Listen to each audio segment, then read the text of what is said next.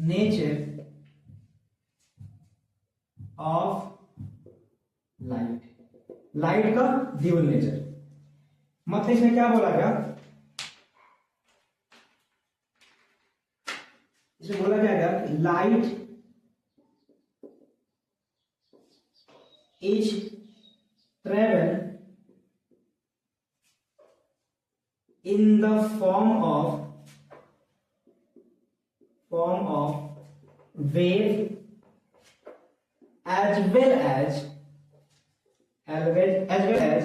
stream of particles। लो भाई, light को क्या बोला गया भाई, वेव की फॉर्म में चलती है और क्या पार्टिकल की फॉर्म में चलती है। इसे हम क्या बोलेंगे, ड्यूल नेचर ऑफ लाइट, यानी कि लाइट के पास दोनों नेचर है। ठीक है, आगे क्या, बोथ द फेनोमेना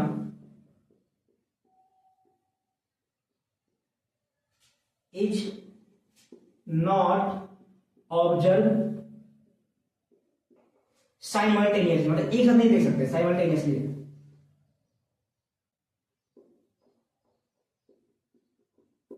साइमल्टेनियसली, ठीक है।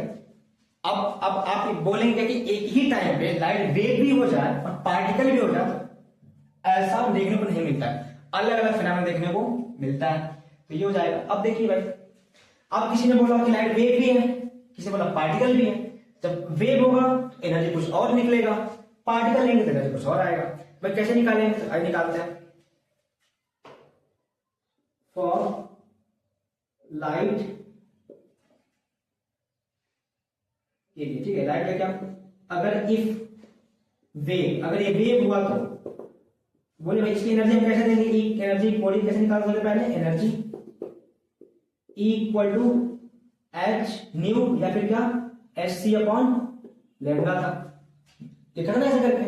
अब देखिए, इफ अगर पार्टिकल हुआ तो बोले भाई कैसे निकालेंगे इसकी एनर्जी, अभी लिखा था पहले, energy equal to M C square. Equation number 1, equation number 2। पहला वेव हुआ तो वेव की क्या पहचान है, वेवलेंथ होता है, पार्टिकल पहचान का देखो मास होता है, पार्टिकल का हो जाएगा, दोनों को मिला दीजिए तो चमत्कार होगा। क्या चमत्कार होगा भाई, यहां देखिए,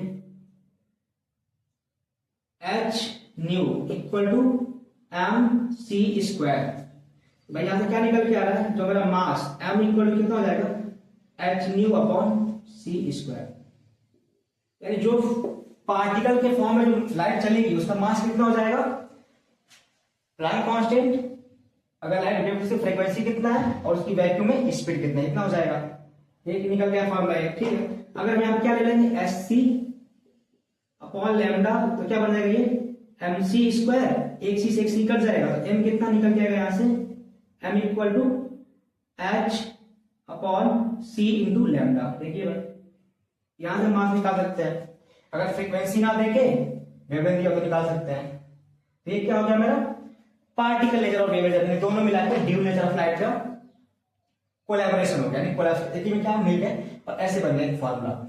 इससे हमने क्या पढ़ लिया भाई, 4 चीजें पढ़ लिया, पार्टिकल नेचर भी पढ़ लिया, ड्यूल नेचर भी देख लिया, और क्या देख लिया भाई, रे नेचर देख लिया, वेव नेचर देख लिया, ठीक है। अब आते इसके लास्ट पॉइंट पे, कुछ फेनोमेना के बारे में, ठीक है।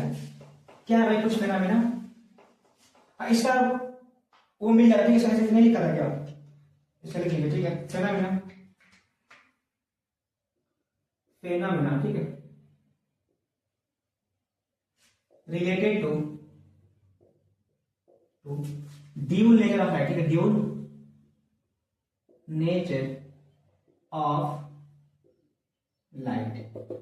भाई आप देखिए क्या होगा, इसमें आपका डी ब्रॉगली वेव, जो हमारा होता है ना इलेक्ट्रॉन माइक्रोस्कोप बना है, ठीक है, इसी फिनोमेना बना है कि लाइट के पास क्या है, तो सॉरी जो इलेक्ट्रॉन के पास क्या है, वेव नेचर। भाई इलेक्ट्रॉन तो पार्टिकल है, उसका वेव नेचर भी आ गया, यानी इसे क्या लिखेंगे, तो दिखाते हैं क्या, नंबर 1 हो जाएगा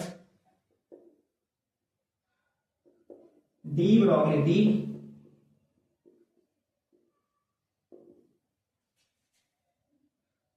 डी ब्रॉगली वेव के बारे में, ये इसी काम करा, ठीक है।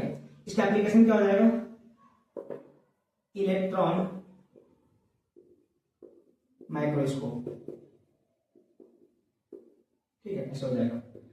ऐसे देखिए किसी बहुत सारे मिल जाए देखने को। तो क्या होगा, डी ब्रॉगली वेव। उसमें क्या बोलता है, मैटर क्या बोला, पार्टिकल एंड वेव दोनों बोला गया। ठीक है, ये हो जाएगा।